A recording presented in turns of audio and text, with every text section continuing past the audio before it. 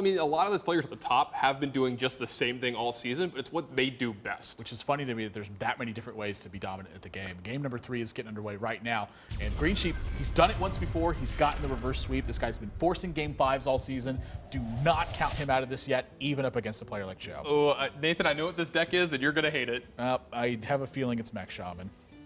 I just hope this is like Mech Priest with a Leroy in it right now. That's my big hope.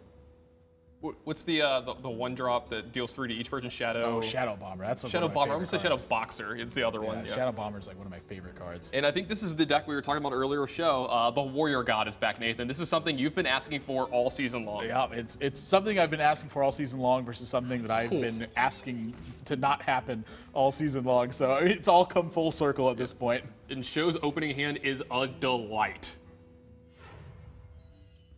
Man, I just said all those nice things about Greensheep too. And he just does this to you.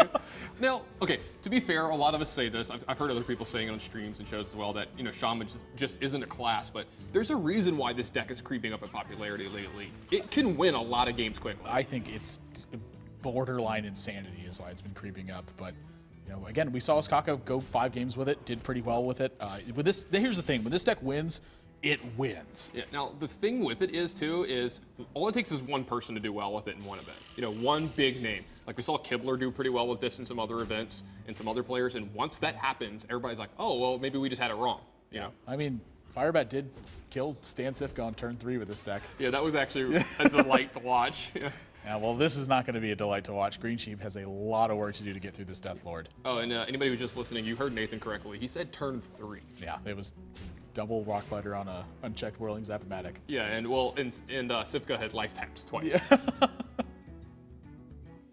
This is going to be a pretty good turn here for SjoW. Taking a lot of damage, though. Yeah, he's got, a Sludge Welder behind this. But yeah, I mean, you can't ask for a much better turn than this. But this is now a spot where Greensheep actually could get back into this game. Say this Doomhammer on this Death Lord spits out a big minion. I mean, we're looking at some possibilities here. There's some really good ones. Like, let's say Leroy happens here. That's 6 immediately into SjoW, and he has to answer that card. Yeah, that would be like the nightmare scenario. Greensheep is going to favor the Power Mace here instead of he can use the Lightning Bolt as well. Doomhammer. If he wants to here, but... Oh gosh, this is actually kind of scary. He just turned right away. I was going to say, he must have not gotten that one's not too bad, though. That one's actually pretty good here, depending on where this Mace lands. Yeah, I mean, SjoW doesn't want to use Brawl on this board. I mean, this is a real... Greensheep could actually win this game.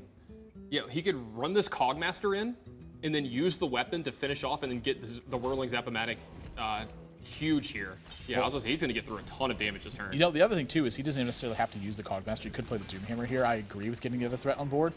But this is really the spot now where SjoW is going to have to use Brawl and hope, because you cannot let a 5/4 Whirling Zap-O-Matic go unchecked. Yeah, I was going to say, SjoW's in a lot of trouble here. Yeah, this is Brawl and Brawl only.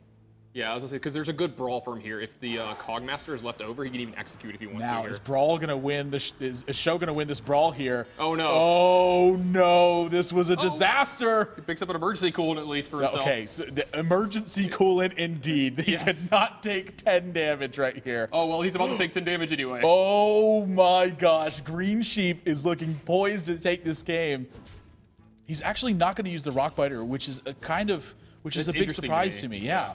Because, what if SjoW has a Taunter here? Well, what I look at is I see this and I go, the nightmare scenario of SjoW playing Harrison Jones into Whirlwind Execute on this Whirling Zap-O-Matic and suddenly being in the game. The game's still over. Anyway, yeah, but he has no way to answer this. SjoW just lost to the Death Lord spitting out a Whirling Zap-O-Matic, and that's the downside of this card. We've seen it twice tonight, is in these situations, you catch people off guard. That is a metagame decision, and against this deck, Greensheep actually able to run away with it and completely punish him for that choice.